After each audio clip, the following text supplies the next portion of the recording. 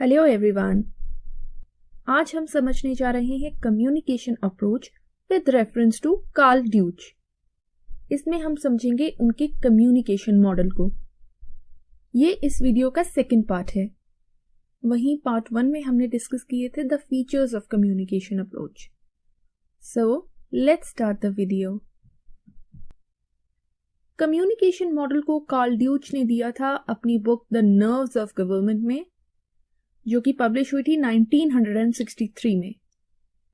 उन्होंने सूचना को या इंफॉर्मेशन को पॉलिटिकल सिस्टम का आधार माना है, क्योंकि उनका मानना था कि एक सोसाइटी और पॉलिटिकल सिस्टम इसीलिए सरवाइव कर पाते हैं और इसीलिए डेवलप कर पाते हैं क्योंकि उनके पास ऐसे टूल्स होते हैं जो उन्हें सेल्फ स्टीयरिंग में मदद करते हैं।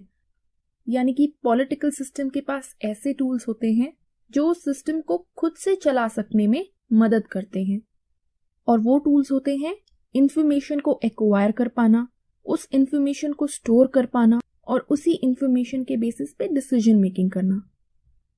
तो वो इंफॉर्मेशन को आधार मानते हैं पॉलिटिकल सिस्टम का, जो कि कम्युनिकेशन के थ्रू ट्रैवल करती है। उनका कम्युनिकेशन मॉडल इंस्पायर्ड था साइबरनेटिक्स से।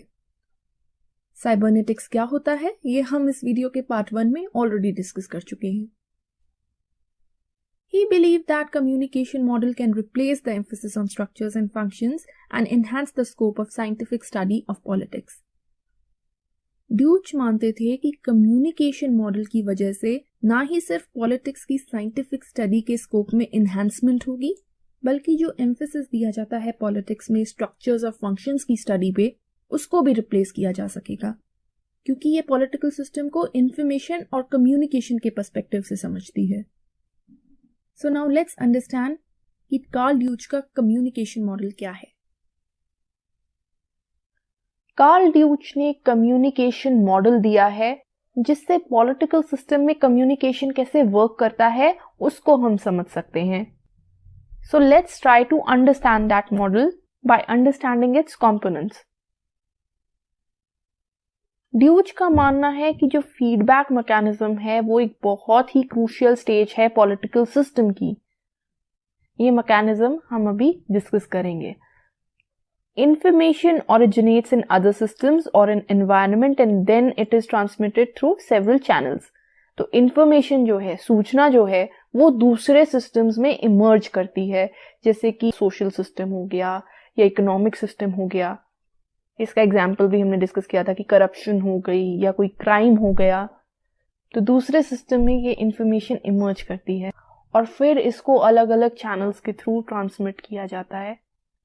Information is again converted into decisions and this again is transmitted to other places or system and information is also related with decisions. जब सूचना आती है पॉलिटिकल सिस्टम में, उसके बेसिस पर डिसीजंस लिए जाते हैं, उस इंफॉर्मेशन को डिसीजंस में कन्वर्ट किया जाता है और फिर इसको दूसरी जगहों पर दूसरे सिस्टम्स में ट्रांसमिट किया जाता है। तो अगर किसी क्राइम की खबर आई है, वो एक सूचना है, राइट, एंड फिर वो पॉलिटिकल सिस्टम में आ जाती है। पॉलिटिकल सिस्टम उस पर कोई डिसीजन लेता है। इस प्रकार के डिसीजंस लिए जाते हैं कि उस क्राइम को कर्ब किया जा सके, उसे रोका जा सके, और फिर ऐसे डिसीजंस लिए जाते हैं, उनको ट्रांसमिट किया जाता है दूसरे सिस्टम्स में। ये सूचना पहुंचाई जाती है दूसरे सिस्टम्स में कि क्या क्या डिसीजंस लिए गए हैं उस क्राइम को रोकने के लिए। This is how the communication model functions.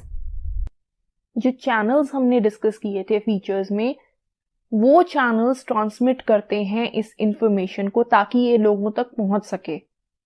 अब फॉर एग्जाम्पल, अगर कोई डिसीजन लिया गया है तो उसे न्यूज चैनल पर दिखाया जाएगा, जिससे लोगों को पता चलेगा कि कोई डिसीजन लिया गया है क्राइम को रोकने के लिए। And this is how the information will travel to the other systems as well. उसके बाद आता है operating structure. Each system has set of operating structures through which the information flows into the system and is turned into decisions. Her system में ऐसे कुछ operating structures होते हैं जिनके द्वारा इंफॉर्मेशन फ्लो करती है एक सिस्टम में, इंफॉर्मेशन ट्रैवल करती है और उस इंफॉर्मेशन को डिसीजंस में कन्वर्ट किया जाता है। और उन ऑपरेटिंग स्ट्रक्चर्स में आते हैं सबसे पहले उसमें आते हैं रिसेप्टर्स। रिसेप्टर्स क्या होते हैं? रिसेप्टर्स होते हैं which receive information from the environment. Receptors होते हैं जो एनवायरनमेंट से इंफॉर्मेशन को रिसीव करते हैं। इसका अगेन एग्जांपल है कि कोई मीडिया ग्रुप हो गया, कोई न्यूज चैनल हो गया, उसे पता चलेगा कि कोई क्राइम हुआ है तो वो उस पर रिपोर्ट करेगा, that will be the receptor. Then comes the data processing unit which processes और transmit the information. Data processing units में आती हैं ऐसी यूनिट्स जो इस इंफॉर्मेशन को एक जगह से दूसरी जगह पे ट्रांसमिट करती हैं, यानी कि एक एनवायरनमेंट से, एक सोशल सिस्टम से पॉलिटिकल सिस्टम में ट्रांसमिट करती हैं। इसमें interest groups, pressure groups, political parties भी आ जाती हैं। फिर आते हैं memory value structures which relate the information with values. Memory value structures ये देखते हैं कि कौन सी इंफॉर्मेशन वैल्यूएबल है और कौन सी नहीं, हमें कौन सी इंफॉर्मेशन को एक्सेप्ट करना है और किस इंफॉर्मेशन को एक्सेप्ट नहीं करना है। जो इंफॉर्मेशन वैल्यूएबल नहीं होगी उसको रिजेक्ट कर दिया जाएगा। इसके बाद आते हैं डिसीजन मेकिंग स्ट्रक्चर्स, जो कि डिसीजंस लेते हैं, और इसमें आते हैं हमारे लेजिस्लेचर।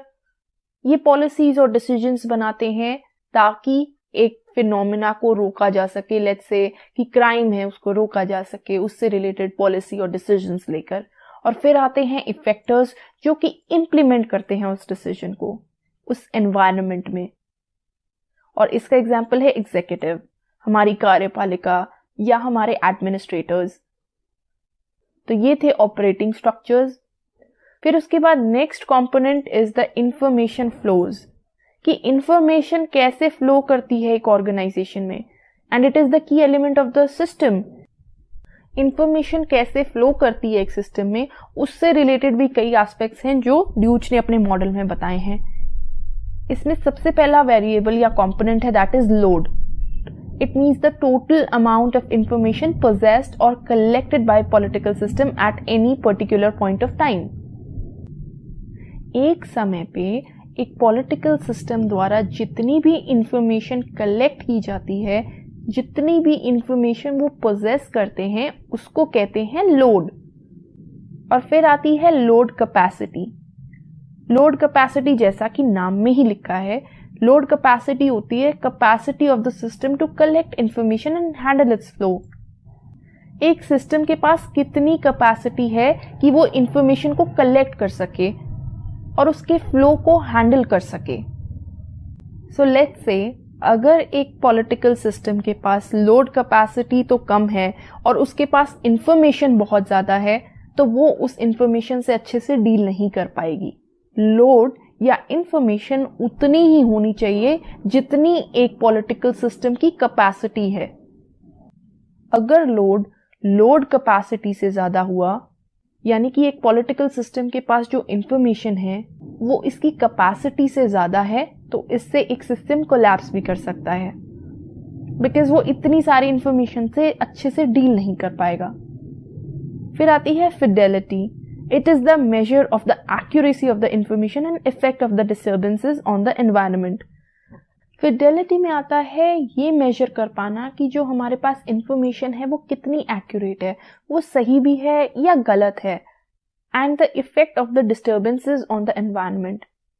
एनवायरनमेंट में जो अलग अलग डिस्टर्बेंसेस एग्जिस्ट करते हैं उनका पॉलिटिकल सिस्टम पर क्या इफेक्ट होता है। सो अगर करप्शन एग्जिस्ट करती है एक एनवायरनमेंट में, उसका क्या इफेक्ट पड़ता है एनवायरनमेंट में, that will B an example of Fidelity. So like corruption की वजह से क्या हुआ कि एक ऐसी न्यूज थी जो सोशल सिस्टम में हुई लेकिन वो पॉलिटिकल सिस्टम तक पहुंच ही नहीं पाई, उसको ब्राइबरी के थ्रू या अदर मीन्स के थ्रू दबा दिया गया, तो वो इंफॉर्मेशन लूज हो जाएगी, वो इंफॉर्मेशन फ्लो ही नहीं कर पाएगी, वो वहीं पर खत्म हो जाएगी। तो इन एस्पेक्ट्स की स्टडी आती है फिडेलिटी में। कम्युनिकेशन मॉडल का नेक्स्ट कंपोनेंट है decision outcome, which studies the results and consequences of decisions and policies implementation. तो ड्यूच के कम्युनिकेशन मॉडल में ये भी स्टडी किया जाता है कि जो डिसीजंस एंड पॉलिसीज इंप्लीमेंट करी गई उनके क्या रिजल्ट्स रहे या उनके क्या कॉन्सिक्वेंसेस रहे, followed by feedback which is the highlight of Duke's approach. ये हमने कम्युनिकेशन मॉडल की स्टार्ट में डिस्कस किया था कि feedback mechanism is the highlight of Deutsch की approach. It refers to the impact of decisions implementation which travel back to the receptors as feedback information. तो जो रिजल्ट रहा है डिसीजंस की इम्प्लीमेंटेशन का, वो फीडबैक के तौर पर ट्रैवल बैक करता है. वो रिसेप्टर्स के पास वापस जाता है फीडबैक इंफॉर्मेशन की फॉर्म में. तो जो डिसीजंस लिए गए या जो पॉलिसीज बनाई गई, उनका फीडबैक वापस जाता है पॉलिटिकल सिस्टम के पास. और ये दो तरीके का होता है.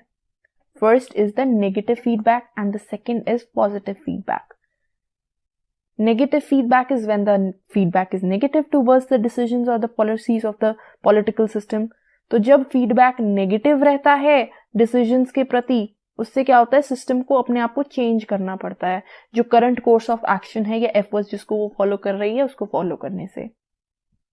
अगर फीडबैक नेगेटिव रहता है टूवर्ड्स एनी डिसीजन, तो पॉलिटिकल सिस्टम को उन डिसीजंस को चेंज करना पड़ेगा. लेकिन अगर पॉजिटिव फीडबैक होगा तो सिस्टम अपने current set of actions and policies को कंटिन्यू रखेगा और उन्हीं पॉलिसीज को बेटर करता रहेगा. फीडबैक प्रोसेस की एफिशिएंसी को टेस्ट करने के लिए ड्यूच ने 4 फैक्टर्स को भी इंट्रोड्यूस किया. और उन 4 फैक्टर्स में पहला फैक्टर था load, which is the amount of information a system must possess. Load होता है कि एक सिस्टम के पास कितनी इंफॉर्मेशन होती है एक समय पर. The second factor is lag, which is the measure of delay between the receiving of information and action taken on it. तो इंफॉर्मेशन को रिसीव करने में और उस पर एक्शन लेने के बीच में जो समय गुजरता है उसको हम लैग कहते हैं. सो लेट्स से एक इंफॉर्मेशन रिसीव हुई मंडे को और उस पर एक्शन लिया गया वेडनेसडे को, तो ये जो 2 दिन का डिले था बीच में, इसको हम लैग कहेंगे. Then comes lead, which indicates the degree of farsightedness with which a system takes steps in advance to meet the consequences of tomorrow. Lead में आता है कि एक सिस्टम कितनी एफिशिएंसी के साथ एडवांस में ही किसी प्रॉब्लम से डील करने के लिए स्टेप्स ले सकती है. हम हाइपोथेटिकली इसको सोच लेते हैं क्योंकि रियल में ऐसा नहीं होना चाहिए कि दूसरे कंट्रीज में कोरोना आ गया है.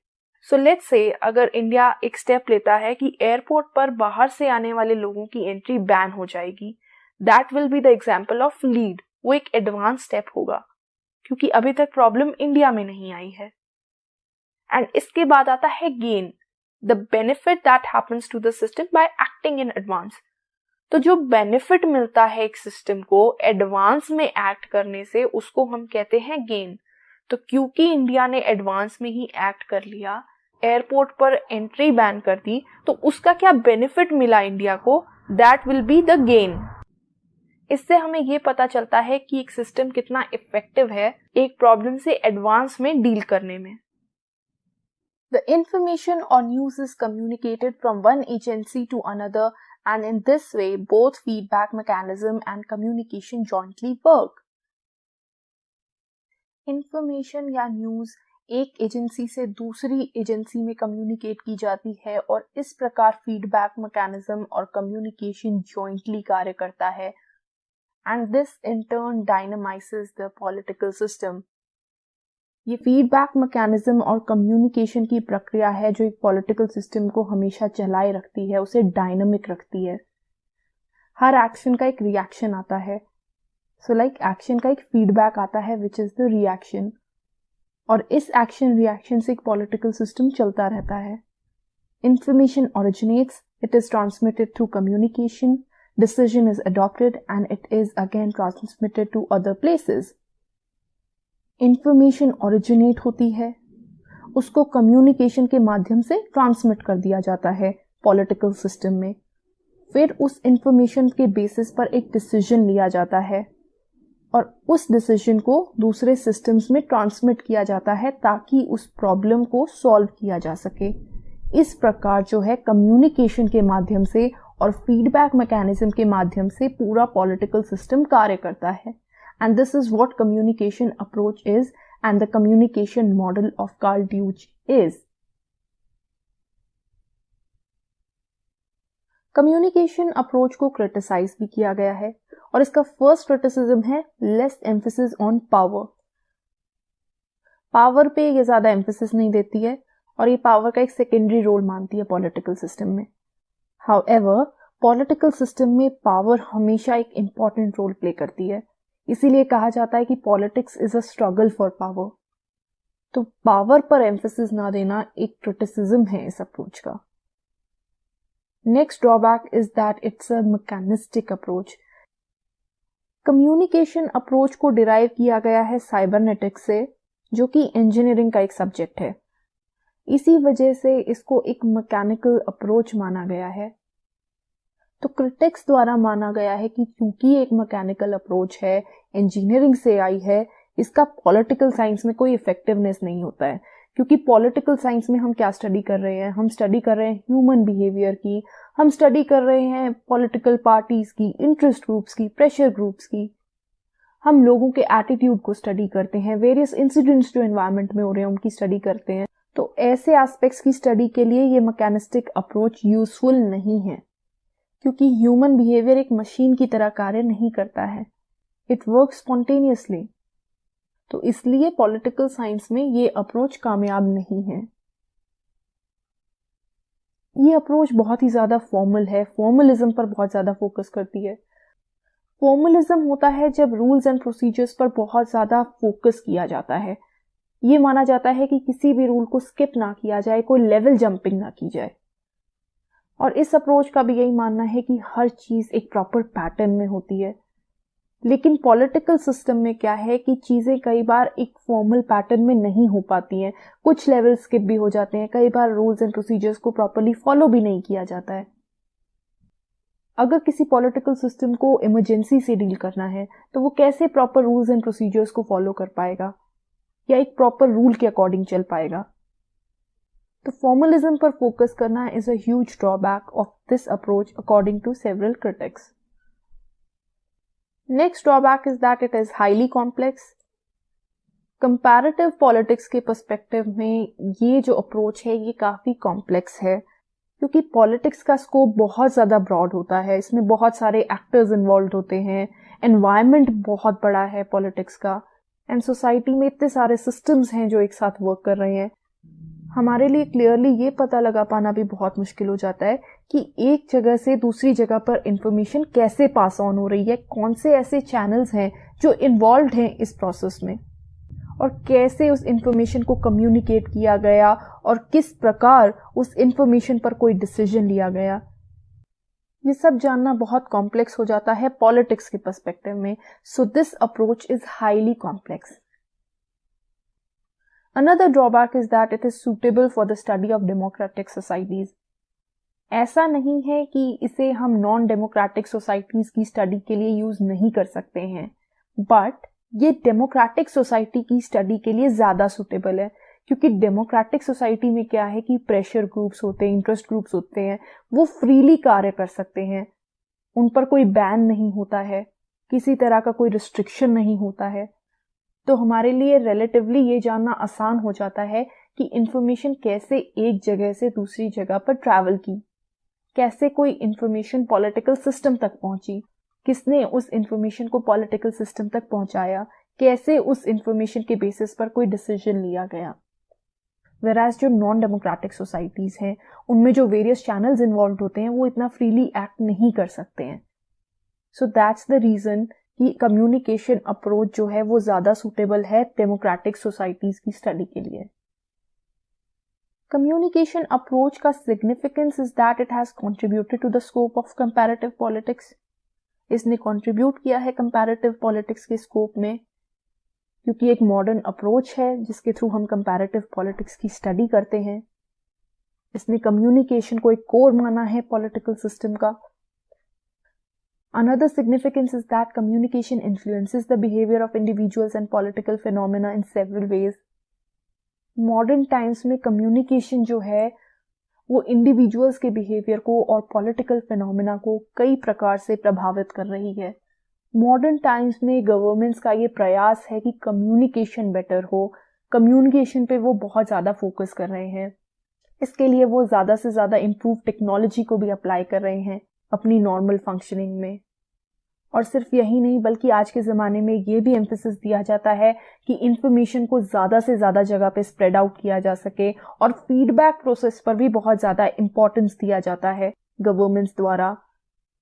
तो ये सब प्रूव करता है कि कम्युनिकेशन अप्रोच आज के ज़माने में सिग्निफिकेंट है। गवर्नमेंट्स इंफॉर्मेशन टेक्नोलॉजी के थ्रू ज़्यादा से ज़्यादा लोगों से कम्युनिकेट करने में बिलीव रखती हैं, और ना ही सिर्फ इंफॉर्मेशन को पहुंचाने में, बल्कि उनसे फीडबैक रिसीव करने पर भी उनका फोकस रहता है। And feedback process is a part of communication approach. आज के ज़माने में कम्युनिकेशन बहुत इंपॉर्टेंट बन गया है। उस प्रकार से कम्युनिकेशन अप्रोच बहुत इंपॉर्टेंट है कंपैरेटिव पॉलिटिक्स की स्टडी के लिए। In present times, every government today wants to provide better services to its citizens, and that requires a proper communication network. हर सरकार अपने सिटीजन्स तक बेहतर सर्विस पहुंचाना चाहती है, और इसके लिए एक कम्युनिकेशन नेटवर्क की बहुत ज़्यादा ज़रूरत होती है। अगर कम्युनिकेशन नेटवर्क ना हो तो सर्विसेज प्रोवाइड करना बहुत मुश्किल हो जाता है।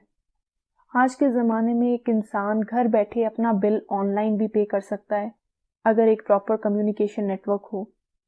एंड इवन सरकार को अपनी सर्विसेज लोगों तक पहुंचाने के लिए एक प्रॉपर कम्युनिकेशन नेटवर्क की ज़रूरत पड़ती है। तो कम्युनिकेशन तो आज के ज़माने में इम्पॉर्टेंट है ही। इसके साथ ही साथ कम्युनिकेशन अप्रोच जो है ये भी एक इम्पॉर्टेंट पार्ट बन जाती है कंपैरेटिव पॉलिटिक्स की स्टडी का, क्योंकि ये बताती है कि पॉलिटिकल सिस्टम में कम्युनिकेशन कैसे कार्य करता है। So this was the communication approach to the study of comparative politics. Hope ये टॉपिक आपको समझ में आया होगा। तो आज की वीडियो में इतना ही।